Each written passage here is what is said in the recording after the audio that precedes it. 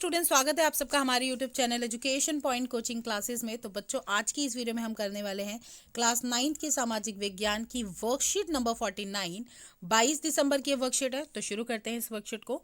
बच्चों, आज की इस वर्कशीट में भी हम यूरोप में समाजवाद एवं रूसी क्रांति को पढ़ने वाले हैं, जिसके अंदर हम रूसी क्रांति से शुरुआत करेंगे कि रूसी क्रांति कैसे हुई और उसके पहले या उसके बाद में क्या प्रभाव पड़ा। तो सबसे पहले तो रूसी क्रांति। तो 20वीं शताब्दी के पूर्वार्ध में रूस यूरोप के सबसे पिछड़े औद्योगिक देशों में से एक था। यानी कि रूस में बिल्कुल भी औद्योगिकरण नहीं था, इंडस्ट्रियलाइजेशन नहीं था। और इन स्थितियों ने समाजवादियों को 1917 में रूस में जो राजशाही था उसको उखाड़ फेंकने के लिए मदद की, क्योंकि जब देश डेवलप्ड ही नहीं हो रहा है, नेगेटिव साइड जा रहा है, तो ऑब्वियसली लोगों को ऐसी सरकार पसंद नहीं आएगी। और उन्होंने उस कंजर्वेटिव गवर्नमेंट को, उस रूढ़िवादी सरकार को उखाड़ के फेंक दिया। और 1917 में, फरवरी 1917 में राजशाही के पतन और अक्टूबर की घटनाओं को ही रूसी क्रांति कहा जाता है, जिसमें जो राजतंत्र चल रहा था वो खत्म हुआ और अक्टूबर में स्टेप बाय स्टेप अलग अलग घटनाएं सामने आना शुरू हुई। वहीं अगर बात करें रूसी क्रांति से पहले का कैसा माहौल था, तो मॉस्को के आसपास के पड़ने वाली जो भू क्षेत्र के अलावा आज का Finland, Latvia, Lithuania, Estonia, Poland, Ukraine, Belarus के कुछ हिस्से रूसी साम्राज्य के अंग में आते थे। तो काफ़ी बड़ा था यह साम्राज्य, प्रशांत महासागर तक फैला हुआ था। और आज के मध्य एशियाई राज्यों के साथ साथ जॉर्जिया, आर्मेनिया, अजरबैजान भी इसी साम्राज्य के अंतर्गत थे। तो भौगोलिक तौर पे देखें तो काफ़ी बड़ा था। वहीं रूस में ग्रीक ऑर्थोडॉक्स चर्च में उपजी शाखा रूसी ऑर्थोडॉक्स क्रिश्चियनिटी के मानने वाले बहुमत में थे। तो यहाँ पे जो ऑर्थोडॉक्स में कौन सा धर्म सबसे आगे था? ग्रीक ऑर्थोडॉक्स सबसे आगे थे। लेकिन इस साम्राज्य के तहत रहने वाले कैथोलिक, प्रोटेस्टेंट और मुस्लिम और बौद्धिक धर्म के लोग भी शामिल थे। एक तो कैथोलिक चर्च के लोग, प्रोटेस्टेंट चर्च के लोग, वहीं मुस्लिम एवं बौद्ध कम्युनिटियां भी मिलती थी। रूसी सम्राट जो था वो जार निकोलस द्वितीय एक निरंकुश शासक था। निरंकुश शासक का मतलब क्या हुआ? एक ऐसा राजा जिसपे आप अंकुश नहीं लगा सकते, रोक नहीं लगा सकते। वहीं मध्य वर्गीय उदारवादियों को किसी प्रकार के राजनीतिक अधिकार नहीं थे। और रूस में राजनीतिक दल अवैध थे, यानी कि किसी भी सरकार का दल बनना वहां पे गलत माना जाता था। और अगर सामाजिक और आर्थिक स्थिति की बात करें तो लगभग 85% जनसंख्या आजीविका के लिए खेती पर ही निर्भर थी। केवल बड़े किसानों के पास अपनी खुद की जमीनें थी। वहीं विशाल संपत्ति एवं सामंती राजशाहों व ऑर्थोडॉक्स चर्च के पास थी। गरीबों के पास कोई प्रॉपर्टी नहीं थी, सिर्फ राजाओं के पास, चर्चों के पास या कुछ अमीर लोगों के पास प्रॉपर्टी का 90% हिस्सा था। वहीं साधारणतः किसानों और जमींदारों के बीच संबंध अच्छे नहीं थे। किसान लगान ना चुकाने पाने और भूमि के स्वामित्व के लिए विरोध करते रहते थे कि एक तो हम लगान नहीं दे पा रहे हैं, क्योंकि ऑलरेडी टैक्स इतना ज़्यादा हो जाता था, अर्निंग होती नहीं थी, और इसलिए हमेशा किसान और सामंतियों के बीच में लड़ाई चलती रहती थी।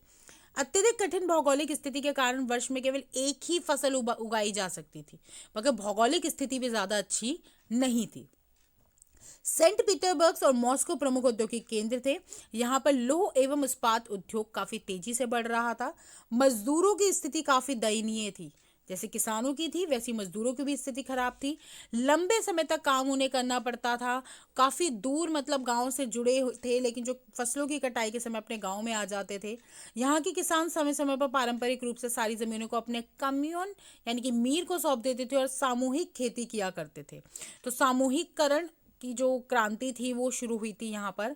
और उदारवादी, सामाजिक, लोकतांत्रिक, सामाजिक क्रांतिकारी सभी इस निरंकुश शासन व्यवस्था को खत्म करना चाहते थे, क्योंकि चाहे किसानों की स्थिति हो, चाहे वो मजदूरों की स्थिति हो, वो बहुत ही ज़्यादा खराब हो चुकी थी। वहीं रूस में अगर समाजवाद की बात करें तो रूस में 1898 में रूसी सामाजिक लोकतांत्रिक श्रमिक पार्टी, सबसे पहले इस पार्टी का गठन हुआ। किसानों ने भी 1900 में समाजवादी क्रांतिकारी पार्टी बनाई। वहीं 1903 में रूसी लोकतांत्रिक पार्टी दो हिस्सों में, मांशेविक और बोल्शेविक में विभाजित हो गई। बोल्शेविक का नेतृत्व किया लेनिन ने, जिसे लगता था कि किसान किसी भी समाजवादी आंदोलन के हिस्सा नहीं हो सकते। तो वहीं जो मानशेविक थे उनको लगता था कि किसान किसी भी सामाजिकवादी आंदोलन का हिस्सा बन सकते हैं। तो इसी कारण से ये जो पार्टी थी ये दो भागों में विभाजित हुई थी। तो अगर वहीं प्रश्नों की बात करें तो रूसी क्रांति से आप क्या समझते हैं, वर्कशीट में बिल्कुल पहले हमें बताया गया है कि कुछ स्थितियां ऐसी हो गई थी, क्योंकि एक तो पिछड़े औद्योगिकरणों में से एक था, वहीं सामाजिक स्थिति अच्छी नहीं थी, और 1917 में वहाँ के लोगों ने राजतंत्र को हटा दिया और राजशाही का पतन हुआ और अक्टूबर में विभिन्न घटनाएं हुई जिसको रूसी क्रांति के नाम से जाना गया। वहीं प्रश्न दूसरा, रूसी क्रांति से पहले रूस की सामाजिक एवं आर्थिक स्थिति बताइए।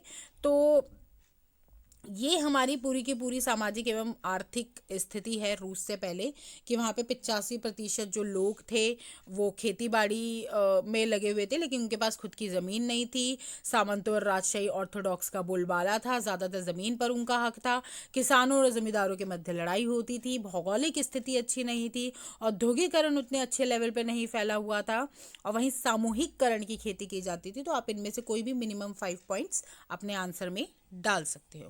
वहीं प्रश्न तीसरे की अगर बात करें तो रूसी लोकतांत्रिक पार्टी में विभाजन क्यों हुआ, तो हमने अभी लास्ट में पढ़ा है, वो इसलिए 2 पार्टों में वो बट गई थी। एक तो मांशेविक थे, एक बोल्शेविक थे। बोल्शेविक का नेतृत्व लेनिन कर रहे थे, जिनका मानना था कि किसान किसी भी सामाजिक आंदोलन का हिस्सा नहीं बन सकते, जबकि मांशेविक की जो सोच थी वो इनसे बिल्कुल अलग थी। प्रश्न चौथा, रूसी समाज में समाजवादी विचारों की जड़ें रूसी क्रांति से पहले से ही बहुत गहरी थी, व्याख्या कीजिए। देखो, क्योंकि एक्चुअली ये जो रूस की अगर मैं बात करूं तो यहाँ की जो स्थिति थी वो शुरू से उतनी अच्छी नहीं थी। यहाँ पे डिफरेंसेस थे, पहली बात। निरंकुश शासन था। यहाँ की जो मध्यवर्गीय उदारवादी लोग थे उनको किसी भी प्रकार के राजनीतिक अधिकार प्राप्त नहीं थे। तो ये वो सारे ऐसे कारण थे जो बनते बनते रूसी क्रांति का कारण बने। तो शुरुआत से जो कमियां थी वो एक दिन एक ऐसे रूप में सामने आई जिसकी वजह से लोगों ने आंदोलन छेड़ दिया। तो इसी के साथ आज की वर्कशीट हमारी पूरी होती है। मिलते हैं नेक्स्ट वीडियो में, तब तक पढ़ाई जारी रखिए। Thank you so much.